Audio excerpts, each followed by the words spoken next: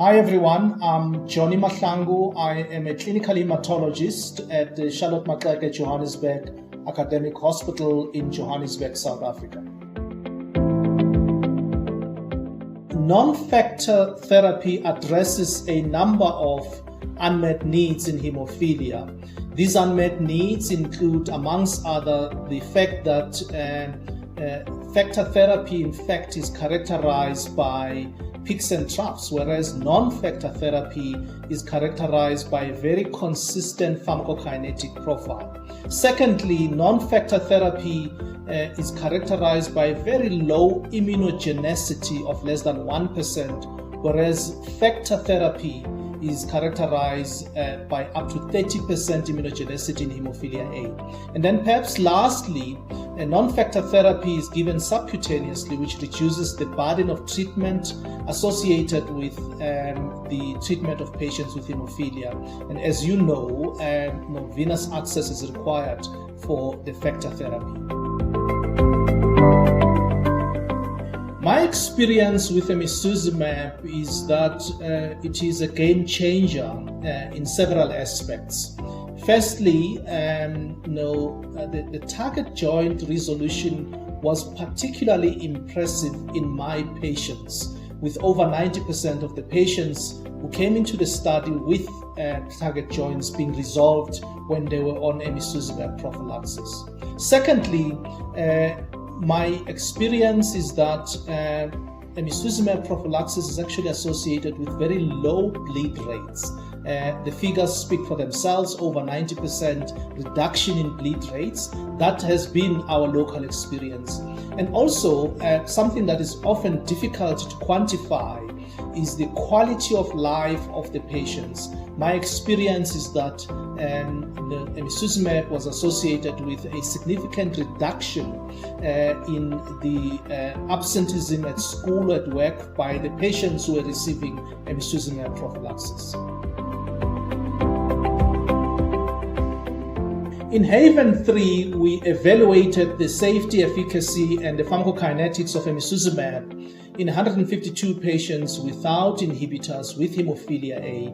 And the key findings, in fact, were as follows. When patients were on emicizumab, they had an acceptable safety profile with no emicizumab-associated serious adverse events. There were no thrombosis, there were no microangiopathy, and there were no inhibitor development. Secondly, in terms of the efficacy, emicizumab prophylaxis was associated with a 96 and a 97% reduction in treated bleeds when patients were receiving emicizumab once a week or once every 2 weeks respectively. And perhaps more importantly, which was a surprise to me, was that for the patients that were already on factor 8 prophylaxis, there was a further 68% reduction in bleed rates in these patients. Now, of course, patients who were already on factor 8 prophylaxis were considered to be on the optimal standard of care at the time. So emicizumab has that ability to be able to improve on what we consider to be optimal care for the patients.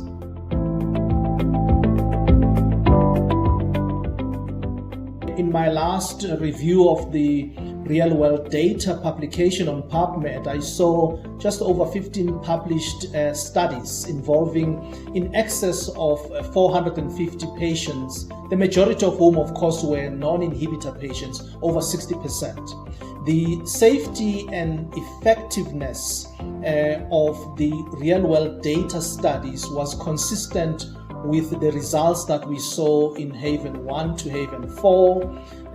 Just to remind you that we are now almost 5 years into the use of emicizumab in the real world, and in fact it is reassuring that the real world data shows that emicizumab is as safe and as effective outside clinical trials as it was reported in clinical trials.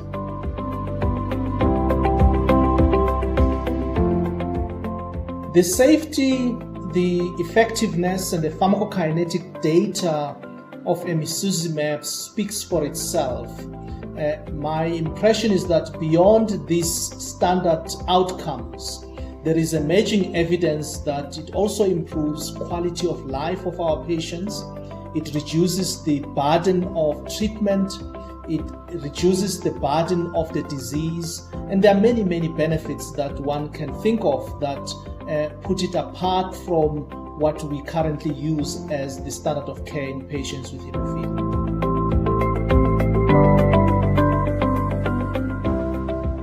My message is we're living in extremely exciting times, and the goals of treating patients with hemophilia are also evolving, and we're making significant progress with many of these goals. And my impression is that emicizumab is an important tool in our toolbox to achieve many of these ambitious goals that we've set ourselves together with our patients. I would advise my fellow hematologists and physicians to consider using emicizumab in many of your patients, especially if you are having challenges with venous access, target joints, and breakthrough bleeds, despite the patients being on current prophylaxis. To my Korean hemophilia colleagues and the patients, I would say congratulations on the expansion of this reimbursement of 헴리브라 in Korea. I believe that 헴리브라 for both inhibitor and non-inhibitor hemophilia A patients will bring new day to the Korean hemophilia societies.